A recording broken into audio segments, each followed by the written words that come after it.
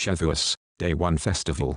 Shavuos, Day 1, Festival of Weeks. Shavuos first day, Sivan 6, Torah Shemot, Exodus, 19:1-20-23, 26, Bamidbar, Numbers, 28-26-31, Haftarah Yechezk'el, Ezekiel, 1:1-28, 3:12, Pirit Hadashah Yochanan, John, 1:32-34, Mattityahu, Matthew, 3:11-17, Acts 2:1-21, 37-41, Torah Shemot, Exodus, 19:1-20-23, 26, 19:1 In the third month after the people of Israel had left the land of Egypt, the same day they came to the Sinai desert. After setting out from Rephidim and arriving at the Sinai desert, they set up camp in the desert. There in front of the mountain, Israel set up camp. Moshe went up to God, and Adonai called to him from the mountain. Here is what you are to say to the household of Yaakov, to tell the people of Israel, you have seen what I did to the Egyptians, and how I carried you on eagle's wings and brought you to myself. Now if you will pay careful attention to what I say and keep my covenant, then you will be my own treasure from among all the peoples, for all the earth is mine. And you will be a kingdom of Kohanim for me, a nation set apart. These are the words you are to speak to the people of Israel. Moshe came, summoned the leaders of the people and presented them with all these words which Adonai had ordered him to say. All the people answered as one, everything Adonai has said, we will do. Moshe reported the words of the people to Adonai. Adonai said to Moshe, see, I am coming to you in a thick cloud, so that the people will be able to hear when I speak with you and also to trust in you forever. Moshe had told Adonai what the people had said, so Adonai said to Moshe, go to the people, today and tomorrow separate them for me by having them wash their clothing, and prepare for the third day. For on the third day, Adonai will come down on Mount Sinai before the eyes of all the people. You are to set limits for the people all around, and say, be careful not to go up on the mountain or even touch its base. Whoever touches the mountain will surely be put to death. No hand is to touch him, for he must be stoned or shot by arrows. Neither animal nor human will be allowed to live when the shofar sounds. They may go up on the mountain. Moshe went down from the mountain to the people and separated the people for God, and they washed their clothing. He said to the people, prepare for the third day, don't approach a woman. On the morning of the third day, there was thunder, lightning and a thick cloud on the mountain. Then a shofar blast sounded so loudly that all the people in the camp trembled. Moshe brought the people out of the camp to meet God. They stood near the base of the mountain. Mount Sinai was enveloped in smoke, because Adonai descended onto it in fire. Its smoke went up like the smoke from a furnace, and the whole mountain shook violently. As the sound of the shofar grew louder and louder, Moshe spoke, and God answered him with a voice. Adonai came down onto Mount Sinai, to the top of the mountain. Then Adonai called Moshe to the top of the mountain, and Moshe went up. Adonai said to Moshe, go down and warn the people not to force their way through to Adonai to see him. If they do, many of them will perish. Even the Kohanim, who are allowed to approach Adonai, must keep themselves holy, otherwise, Adonai may break out against them. Moshe said to Adonai, the people can't come up to Mount Sinai, because you ordered us to set limits around the mountain and separate it. But Adonai answered him, go, get down. Then come back up, you and Aaron with you, but don't let the Kohanim and the people force their way through to come up to Adonai, or he will break out against them. So Moshe went down to the people and told them 21. Then God said all these words, I am Adonai your God, who brought you out of the land of Egypt, out of the abode of slavery. You are to have no other gods before me. You are not to make for yourselves a carved image or any kind of representation of anything in heaven above, on the earth beneath or in the water below the shoreline. You are not to bow down to them or serve them. For I, Adonai your God, am a jealous God, punishing the children for the sins of the parents to the third and fourth generation of those who hate me, but displaying grace to the 1000th generation of those who love me and obey my mitzvot. You are not to use lightly the name of Adonai your God, because Adonai will not leave unpunished someone who uses his name lightly. Remember the day, Shabbat, to set it apart for God. You have 6 days to labor and do all your work, but the 7th day is a Shabbat for Adonai your God. On it, you are not to do any kind of work, not you, your son or your daughter, not your male or female slave, not your livestock, and not the foreigner staying with you inside the gates to your property. For in 6 days, Adonai made heaven and earth, the sea and everything in them, but on the 7th day he rested. This is why Adonai blessed the day, Shabbat, and separated it for himself. Honor your father and mother, so that you may live long in the land which Adonai your God is giving you. Do not murder. Do not commit adultery. Do not steal. Do not give false evidence against your neighbor. Do not covet your neighbor's house. Do not covet your neighbor's wife, his male or female slave, his ox, his donkey or anything that belongs to your neighbor.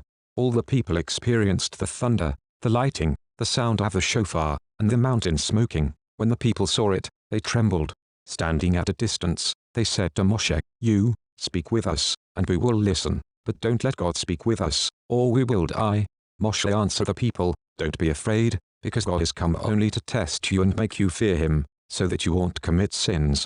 So the people stood at a distance, but Moshe approached the thick darkness where God was.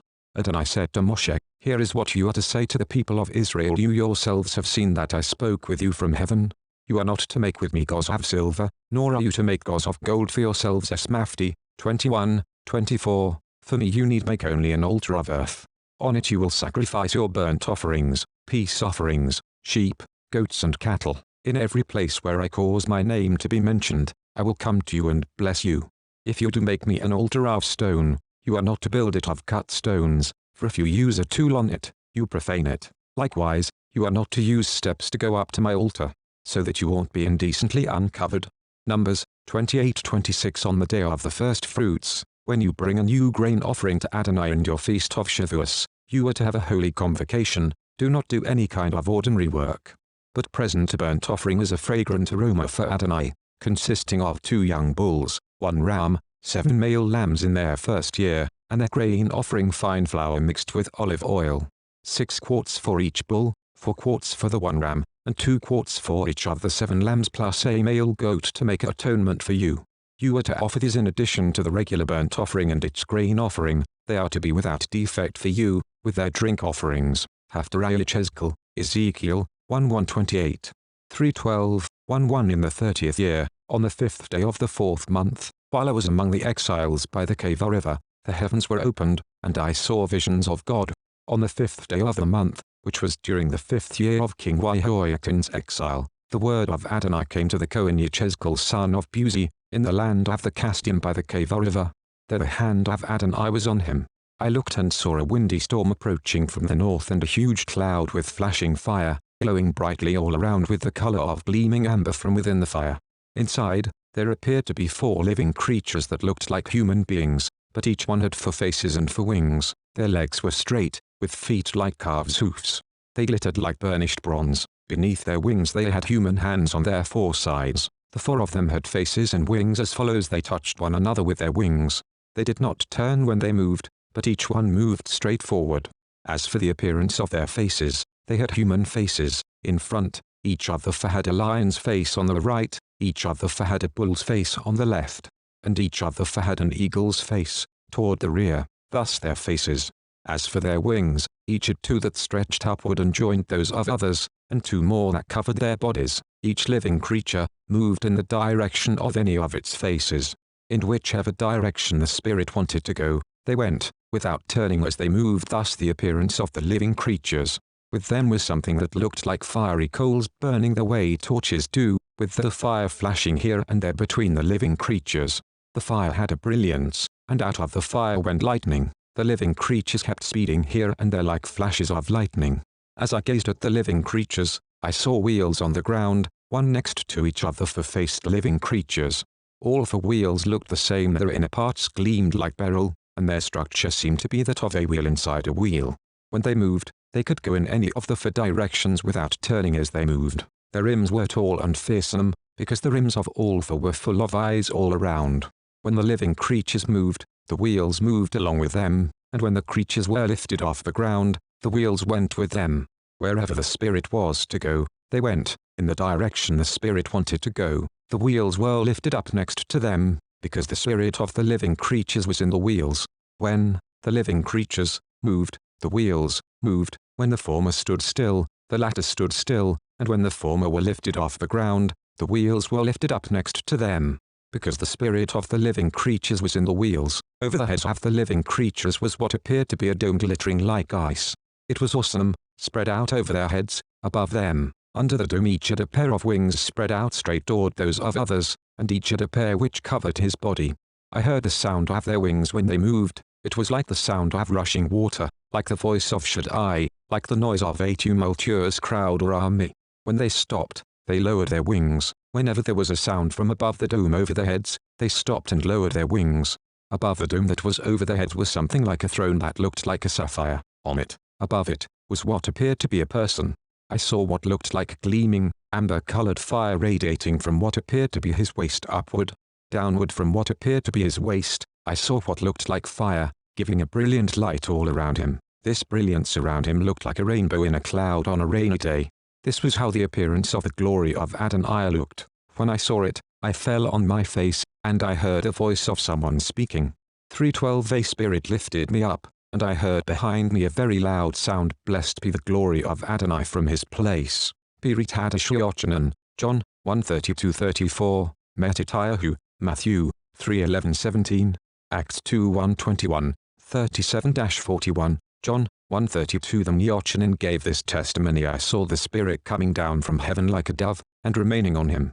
I myself did not know who he was, but the one who sent me to immerse in water said to me, "The one on whom you see the Spirit descending and remaining, this is the one who immerses in the Ruach HaKodesh, and I have seen and borne witness that this is the Son of God."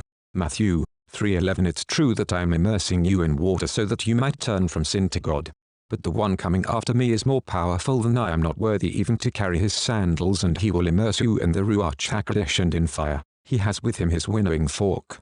And he will clear out his threshing floor, gathering his wheat into the barn but burning up a straw with unquenchable fire. Then Yeshua came from the Galilee to the Jordan to be immersed by Yochanan, but Yochanan tried to stop him. "You are coming to me, I ought to be immersed by you."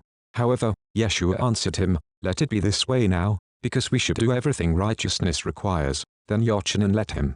As soon as Yeshua had been immersed, he came up out of the water. At that moment heaven was opened. He saw the Spirit of God coming down upon him like a dove, and a voice from heaven said, "This is my Son, whom I love, I am well pleased with him." Acts 2:1. The festival of Shavuot arrived, and the believers all gathered together in one place. Suddenly there came a sound from the sky like the roar of a violent wind, and it filled the whole house where they were sitting. Then they saw what looked like tongues of fire, which separated and came to rest on each one of them. They were all filled with the Ruach HaKodesh and began to talk in different languages, as the Spirit enabled them to speak. Now there were staying in Jerusalem religious Jews from every nation under heaven. When they heard this sound, a crowd gathered. They were confused, because each one heard the believer speaking in his own language. Totally amazed, they asked, "How is this possible? And all these people who are speaking from the Galilee, how is it that we hear them speaking in our native languages? We are Parthians, Medes, Elamites, residents of Mesopotamia, Yehuda, Cappadocia, Pontus, Asia, Phrygia, Pamphylia, Egypt, the parts of Libya near Cyrene, visitors from Rome, Jews by birth and proselytes, Jews from Crete and from Arabia. How is it that we hear them speaking in our own languages about the great things God has done?" Amazed and confused, they all went on asking each other, "What can this mean?" But others made fun of them and said, "They just had too much wine." Then Kepha stood up with the 11 and raised his voice to address them. "You Judeans, and all of you staying here in Jerusalem, let me tell you what this means. Listen carefully to me. These people aren't drunk, as you suppose it's only 9 in the morning. No, this is what was spoken about through the prophet Joel. Adonai says, "In the last days, I will pour out from my Spirit upon everyone. Your sons and daughters will prophesy, your young men will see visions, your old men will dream dreams, even on my slaves, both men and women, will I pour out from my Spirit in those days, and they will prophesy. I will perform miracles in the sky above, and signs on the earth below, blood, fire and thick smoke. The sun will become dark, and the moon blood, before the great and fearful day of Adonai comes, and then, whoever calls on the name of Adonai will be saved." Acts 2:37. On hearing this, they were stung in their hearts, and they said to Kepha and the other emissaries, "Brothers, what should we do?" Kepha answered them, "Turn from sin, return to God, and each of you be immersed on the authority of Yeshua the Messiah into forgiveness of your sins, and you will receive the gift of the Ruach HaKodesh, for the promise is for you, for your children, and for those far away, as many as Adonai our God may call." He pressed his case with many other arguments and kept pleading with them, "Save yourselves from this perverse generation." So those who accepted what he said were immersed, and there were added to the group that day about 3,000 people.